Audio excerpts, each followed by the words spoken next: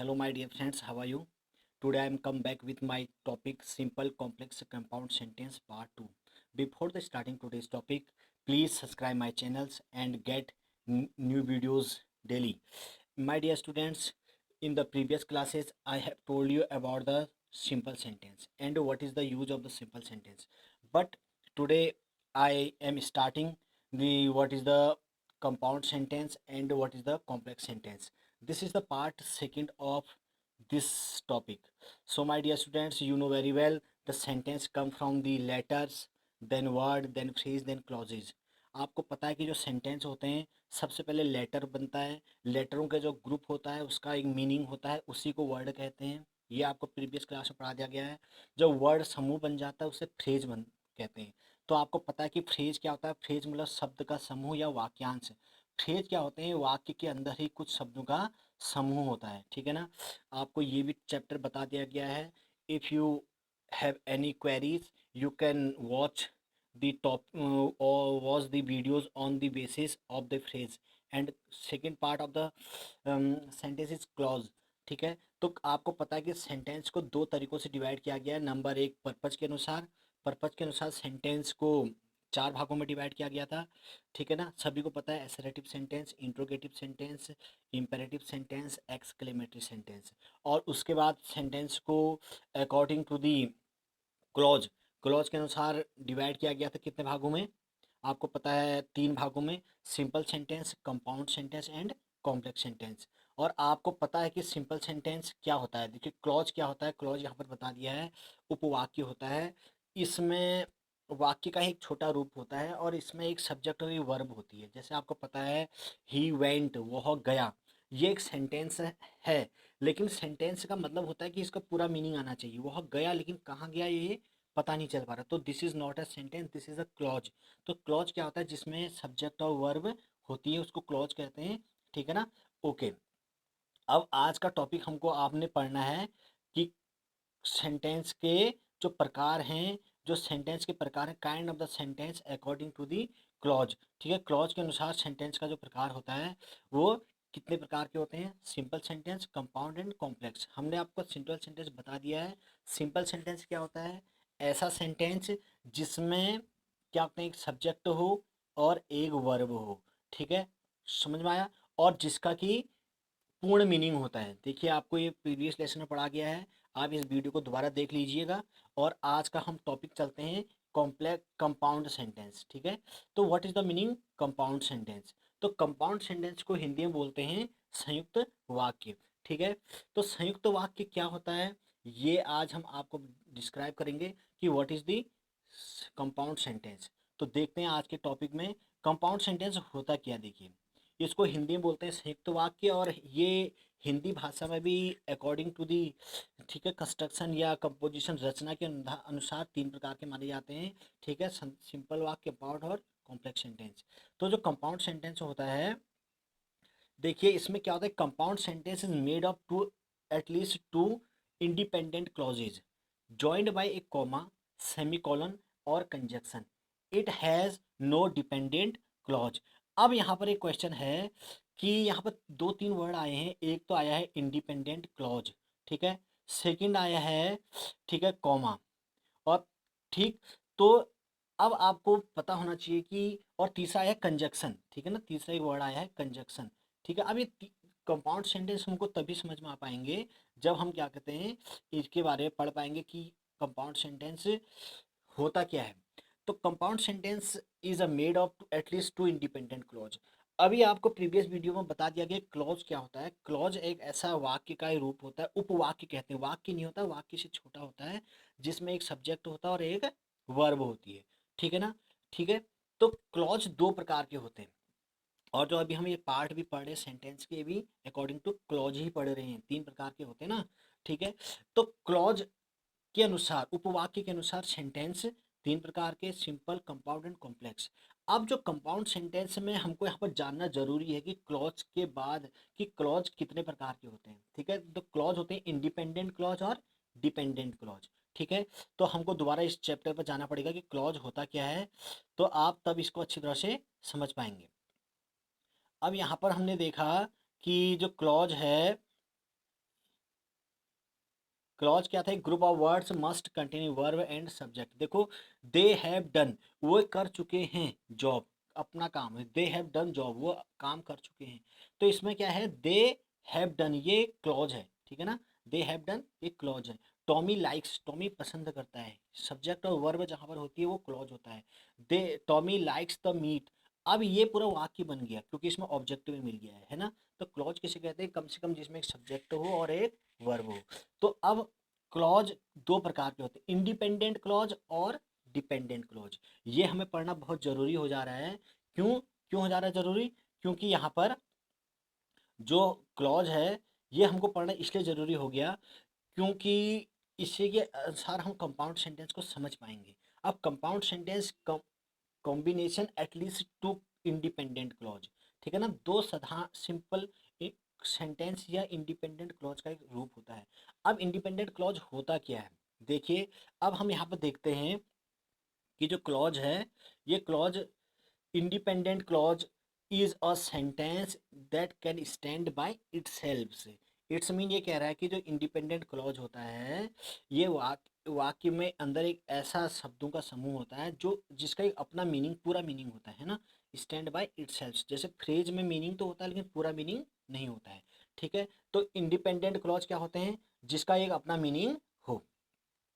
अब independent clause are join by one of the following coordinating conjunction. अब conjunction क्या होता है, कंजक्शन मतलब शब्द को जोड़ने वाले, कंजक्शन जोड़ना, ठीक है ना, जैसे माता और पिता, माता मदर एंड फादर, तो एंड वर्ड कंजक्शन है, ठीक है ना, माता और पिता, ठीक है।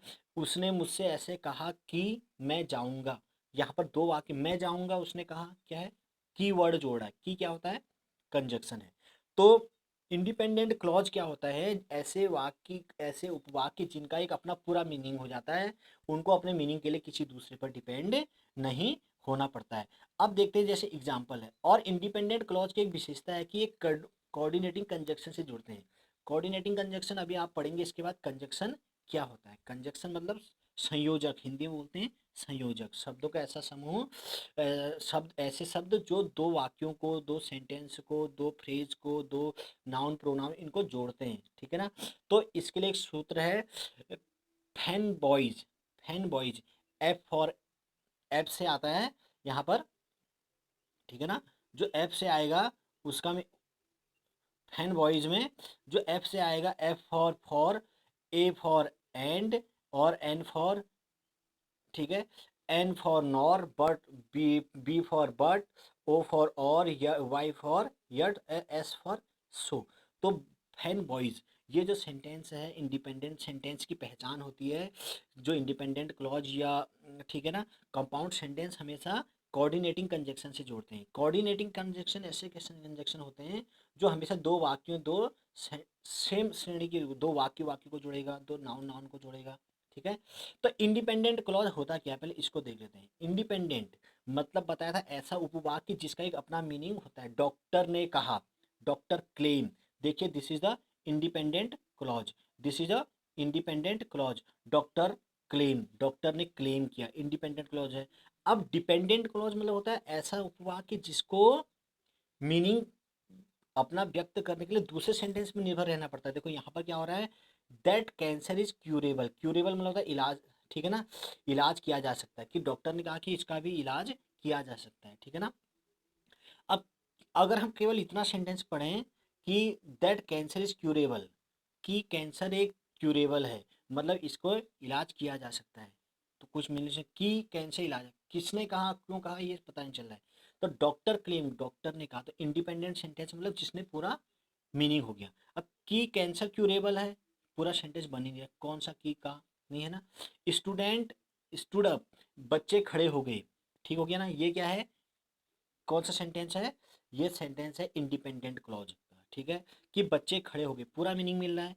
अब डिपेंडेंट क्लॉज क्या है, when the teacher enter the class, जब टीचर कक्षा में आया। अब टीचर कक्षा में आया, अब क्या हो, क्यों आया, कब आया, क्या हुआ उसमें, ये पता नहीं चल पा रहा है। तो इससे हमको पूरा सेंटेंस मिला, student stood up when the teacher enter the class, की टीचर में बच्चा, ठीक है ना, कब, जब टीचर घुसा अंदर क्लास में तो बच्चे खड़े हुए। The teacher punish the student, teacher ने बच्चे को पनिशमेंट दिया। ये कैसा सेंटेंस है? इंडिपेंडेंट, क्योंकि पूरा मीनिंग मिल रहा है। देखो, हु टोल्ड ए लाई, जिसने झूठ बोला। अब किसने झूठ बोला? इंडिपेंडेंट, डिपेंडेंट क्लॉज है, मतलब इसका मीनिंग हमको पता नहीं चल पा रहा है। ये डिपेंड हो रहा है इस सेंटेंस पे, तो the teacher punish the student पे, ठीक है ना। तो ये इंडिपेंडेंट और डिपेंडेंट क्लॉज में डिफरेंस था। डिपेंडेंट क्लॉज ऐसा क्लॉज होता है जो अपने अर्थ को व्यक्त करने के लिए इंडिपेंडेंट क्लॉज पर डिपेंड रहता है, ठीक है ना। और जो यहाँ पर, तो आशा करता हूँ कि आपको ये समझ में आ गया होगा कि क्या होता है। लेकिन अब आज का टॉपिक है काइंड्स ऑफ सेंटेंस में अकॉर्डिंग टू क्लॉज के अनुसार कंपाउंड सेंटेंस, ठीक है ना। कंपाउंड सेंटेंस का मतलब होता है संयुक्त वाक्य। आपको पता है कि संयुक्त वाक्य क्या होता है, तो इससे पहले हमको ये पढ़ना पड़ेगा सेंटेंस, सिंपल सेंटेंस क्या होता है। तो सिंपल सेंटेंस मैंने बताया था कि ऐसा वाक्य जो सिंपल क्या हो, जिसमें पूरा एक कथन हो, जिसका एक सब्जेक्ट और एक वर्ब हो, और जिसका मीनिंग पूरा हो। जैसे यहाँ पर लिखा है Mohit plays football in the evening, Mohit शाम को फुटबॉल खेलता है, Mohit plays football in the evening. अब यहाँ पर फुटबॉल इन द इवनिंग पूरा एक सेंटेंस का मीनिंग मिल रहा है। ऐसी विजय बॉट ए पेन, विजय ने एक पेन खरीदा, पूरा पूरा वाक्य मिल रहा है। तो इसका मतलब ये क्या है? सिंपल सेंटेंस है। तो कंपाउंड सेंटेंस क्या होता है? ऐसे सेंटेंस जिसमें दो क्या होते हैं, तो कंपाउंड सेंटेंस क्या होते हैं? ऐसे सेंटेंस जिनमें दो सिंपल सेंटेंस का योग होता है, ठीक है ना। और ये हमेशा कंजक्शन से जुड़े रहते हैं। दो के दो सिंपल सेंटेंस होने चाहिए। सिंपल सेंटेंस का मतलब इंडिपेंडेंट क्लॉज। अभी मैंने आपको बता दिया था कि इंडिपेंडेंट क्लॉज क्या होता है। ऐसा क्लॉज, ऐसा उपवाक्य जिसका एक निश्चित मीनिंग होता है। दूसरी इसमें एक इंपॉर्टेंट बात है कि जो दो क्लॉज होते हैं, जो इंडिपेंडेंट क्लॉज होते हैं, इनको जब ज्वाइन करते हैं तो कंजक्शन से पहले क्या लगता है? एक कॉमा लगना जरूरी होता है, ठीक है ना। यहाँ पर जो एक कॉमा लगाना जरूरी होता है। तो कंपाउंड सेंटेंस समझ में आ रहा है? A sentence is made at least two independent clause joined by a comma, ठीक है। आपको यहाँ पर दिख रहा होगा पहला example, the house is too expensive. देखो, the house is too expensive, बताइए कैसा क्लॉज है? इंडिपेंडेंट है क्लॉज, डिपेंडेंट का? इंडिपेंडेंट में स्वतंत्र चीज का पूरा मीनिंग मिले। हाँ, वेरी गुड, पूरा सही आंसर है कि the house is too expensive. ये जो सेंटेंस है, ये क्या है? इसका मतलब कि घर बहुत एक्सपेंसिव, एक्सपेंसिव का मतलब होता है महंगा है, ठीक है ना। जो हाउस घर है पूरी तरह से क्या है? पूरी तरह से महंगा है। अब पूरा इसका मीनिंग मिल रहा है हमको। House is too expensive, expensive है, महंगा है, और the house is too small. Second sentence देखिए, घर बहुत छोटा है, टू मतलब बहुत, ठीक है ना, या भी, ठीक, घर बहुत छोटा है। अब यहाँ पर क्या हो रहा है कि हम देख रहे हैं कि दो सेंटेंस बन रहे हैं और दोनों को जोड़ा जा रहा है कंजक्शन एंड के द्वारा, ठीक है ना। एक एंड कंजक्शन है, दोनों हाउसों को जोड़ा, और यहाँ पर हमने क्या करना है? कंजक्शन से पहले एक कॉमा जरूर लगाना है, ठीक है ना। दूसरा एग्जांपल देखते हैं, the Mayank is a doctor, ठीक है। मयंक इज डॉक्टर, मयंक एक डॉक्टर है। देखो, दिस इज द ठीक है, इंडिपेंडेंट क्लॉज है, मतलब इसका पूरा मीनिंग मिल रहा है। His brother is a teacher, उसका भाई एक टीचर है। मयंक डॉक्टर है, उसका भाई टीचर है। दोनों पूरे सेंटेंस है, दोनों का पूरा मीनिंग मिल रहा है। इन दोनों को जोड़ेंगे कंजक्शन से। कैसा कंजक्शन है? एंड, ठीक है ना। तो क्या हो जाएगा? एंड लगाएंगे दोनों सेंटेंस के बीच में, और पहला उससे एंड से पहले क्या लगा देंगे? एक कॉमा लगा देंगे, ठीक है ना। तो समझ में आ गया, बहुत आसान है। कंपाउंड सेंटेंस, दो इंडिपेंडेंट क्लॉज होनी चाहिए, दो के दो इंडिपेंडेंट, मतलब दोनों का पूरा मीनिंग होना चाहिए, एक शर्त है। दूसरा, इंडिपेंडेंट क्लॉज हमेशा किससे बनते हैं? आपको बताया था अभी, कोऑर्डिनेटिंग कंजक्शन। कोऑर्डिनेटिंग कंजक्शन को याद करने का तरीका आपको बताया था, फैन बॉक्स, ठीक है, फैन बॉय, ठीक है, F A N, fan boy, ठीक है। एफ से फॉर, ए से, ठीक है, एंड, ठीक है, एन से नॉर, फॉर, ठीक है। अभी आपको पता चल जाएगा। ही इज पुअर, तीसरा एग्जाम्पल है, ही इज पुअर, वह गरीब है। अब इस सेंटेंस में देखिए क्या हो रहा है कि वह गरीब है, ही इज पुअर, पूरा मीनिंग मिल रहा है। ही इज हैप्पी, वह हैप्पी है। वह गरीब है, वह खुश है। अब दोनों सेंटेंस के बीच में जोड़ना है, किस चीज से जुड़ सकता है? ठीक है ना। ही इज पुअर, कॉमा लगेगा, यट ही इज हैप्पी, फिर भी वह खुश है। यट मतलब फिर भी वह खुश है। तो इस प्रकार आपके सामने बहुत से एग्जाम्पल लिए गए हैं। तो आपको मैंने यहाँ पर फॉर्मूला भी लिखा है कि तो कंपाउंड सेंटेंस होता है, इसको हम कैसे लिख सकते हैं। देखिए आप यहाँ पर, सबसे पहले इंडिपेंडेंट क्लॉज है, फिर कॉमा लगेगा, फिर कंजक्शन लगेगा, फिर इंडिपेंडेंट क्लॉज दोबारा आएगा दूसरा, और फिर जब इतना हो जाएगा तो एक कंपाउंड सेंटेंस बन जाएगा। समझ में आया कि पहले इंडिपेंडेंट क्लॉज होता है, फर्स्ट इंडिपेंडेंट क्लॉज के बाद कॉमा लगता है, फिर कंजक्शन लगता है।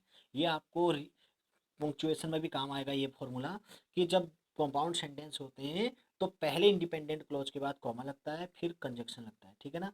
तो राम वर्कड हार्ड, राम बहुत मेहनत किया, ठीक है ना, बहुत बहुत मेहनत किया, उसने बहुत ज़्यादा मेहनत की, पास्ट इंडेफिनिट टेंस है। He failed in the examination, फिर भी वह एग्जामिनेशन फेल हो गया, एग्जाम में वह फेल हो गया। दोनों अलग अलग सेंटेंस है, देखो दोनों इंडिपेंडेंट क्लॉज, दोनों का मीनिंग आ रहा है। तो Ram worked hard but he failed in the examination, ठीक है। अब यहाँ पर आपने देखना है कि जो बट है इससे आगे क्या लगेगा, कॉमा लगेगा, यहाँ पर कॉमा मिस हुआ है, ठीक है, सभी में यहाँ पर कॉमा लगेगा क्योंकि ये कौन से सेंटेंस है, कंपाउंड सेंटेंस है।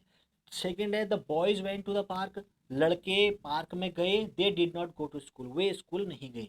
The boys went to the park, फिर यहाँ पर कॉमा लगेगा, फिर but they did not go to school, लेकिन वो स्कूल नहीं गए। तो समझ में आया कि जो कंजक्शन है ये यहाँ पर मैंने कॉमा छोड़ के छोड़ा गया है कि आपको समझ में आ रहा है या नहीं, कि आप कितने लोग पूछेंगे, कुछ अच्छे के कमेंट आ रहे हैं कि यहाँ पर सर सेंटेंस गलत है। बिल्कुल, अगर हम comma, punctuation, full stop, question mark का यूज़ नहीं करते हैं according to the sentence, according to the meaning, it's mean the sentence is wrong. तो ये मैं आपका चेक करना चाहता था। तो आप कुछ वेरी गुड, कुछ बच्चों का कमेंट आ रहे हैं कि ये बिल्कुल सही है। तो हाँ सर, हाँ सही है सर। तो मैं yes my dear students, this is the right कि you have to use here conjunction before the conjunction any comma, कोई कॉमा यूज करना है तो इन सभी सेंटेंस के आगे जो कंजक्शन से पहले क्या लगेगा, एक कॉमा लगेगा, ठीक है ना। कहीं कहीं पर मैंने छोड़ रखा है और कहीं कहीं यूज किया है, जैसे यहाँ यूज किया है, यहाँ यूज किया है, ठीक है। तो 11वां क्वेश्चन देखते हैं, 11 example, he must run fast, you must run fast, तुम्हें जरूर, ये मैंने मॉडल वर्ब में पढ़ाया था आपको, मस्ट का यूज कहाँ होता है, जरूर चाहिए, ठीक है ना। अदरवाइज तुमको कुछ ना कुछ उसका नुकसान या पनिशमेंट मिलेगा। जैसे देखते हैं, यू मस्ट रन फास्ट, तुम्हें जरूर दौड़ना, तेज दौड़ना चाहिए। You will miss the train, ठीक है, तुम ट्रेन को मिस कर दोगे, ठीक है, करोगे, तो इसका मतलब पनिशमेंट मिला ना, ट्रेन मिस हो जाएगी आपकी अगर आप नहीं दौड़े। तो you must run fast otherwise you will miss the train, ठीक है, अदरवाइज तो तुम क्या कर दोगे, इस ट्रेन को मिस कर दोगे, ठीक है। The boy went to the park, 15 example देखिए, बच्चे पार्क में गए, they did not go to the zoo, लेकिन वो जू में नहीं गए। सेम एग्जाम्पल पहले ऊपर भी आया है, ठीक है, तो सेम आ जाएगा। तो boy went to the park but they did not go to zoo, ठीक हो गया। वी लाइक पिज्ज़ा, हमें पिज्ज़ा पसंद है, हम पसंद करते हैं, प्रेजेंट डेफिनिट टेंस है। वी लाइक चपाती, हम चपाती पसंद करते हैं। तो we like pizza and like chapati, यहाँ पर वी हम हटा भी सकते हैं और वी का यूज कर भी सकते हैं, वी लाइक चपाती। तो कंजक्शन, कंपाउंड सेंटेंस आपके समझ में आया कि कंपाउंड सेंटेंस क्या होते हैं, इनको हिंदी में संयुक्त वाक्य कहते हैं, और ये दो सिंपल सेंटेंस से बने होते हैं। सिंपल सेंटेंस का मीनिंग क्या होता है, कि ऐसे वाक्य जिनका पूरा पूरा मीनिंग निकल जाता है। जैसे दे ही Ramesh goes to school, Ramesh school जाता है, पूरा सेंटेंस है, रमेश गोज। अब ये इसका मीनिंग नहीं मिल रहा है, इसका मतलब ये डिपेंडेंट क्लॉज है, कौन, रमेश गोज, जाता है, कहाँ जाता है पता नहीं है। तो इस अब ऐसे दो सेंटेंस होने चाहिए जिनका पूरा मीनिंग, दोनों डिपेंडेंट क्लॉज ना हो, दोनों इंडिपेंडेंट क्लॉज हो, ठीक है। तो पहले इंडिपेंडेंट क्लॉज के बाद कॉमा लगेगा, फिर कंजक्शन लगेगा। कंजक्शन आपको बताया था, ऐसे शब्द जो दो वाक्यों को, दो सब्जेक्ट को, दो नाउन को, दो प्रोनाउन को, दो वर्ब को जोड़ते हैं, ठीक है ना। उसके बाद इंडिपेंडेंट क्लॉज, फिर कॉमा, फिर कंजक्शन, फिर इंडिपेंडेंट क्लॉज। अगर इतना हो गया, आप इस फॉर्मूले को यहाँ पर देख सकते हैं और ये कंपाउंड सेंटेंस बन जाएगा। ये फॉर्मूला आपके सामने है, इस फॉर्मूले से आप क्या कर सकते हैं, कंपाउंड सेंटेंस का यूज कर सकते हैं, ठीक है ना। ओके, तो माय डियर स्टूडेंट्स, वीडियो काफ़ी बड़ी हो जा रही है, इसलिए मैं चाहूँगा कि आपको तीसरा पार्ट, थर्ड पार्ट में इसका, और इसको ख़त्म किया जाएगा थर्ड पार्ट में ही। और आप लोगों से रिक्वेस्ट है, निवेदन है कि आप प्लीज़ सब्सक्राइब कीजिए और बेल आइकन दबाइए, ताकि मेरा उत्साहवर्धन होता रहे और मैं आपको ऐसे ही ज्ञानवर्धक वीडियोस बनाते रहूँगा। और प्लीज़ इस चैनल को सब्सक्राइब कीजिए और अपने दोस्तों को भी सब्सक्राइब करने के लिए कहिए। Thank you. ओके।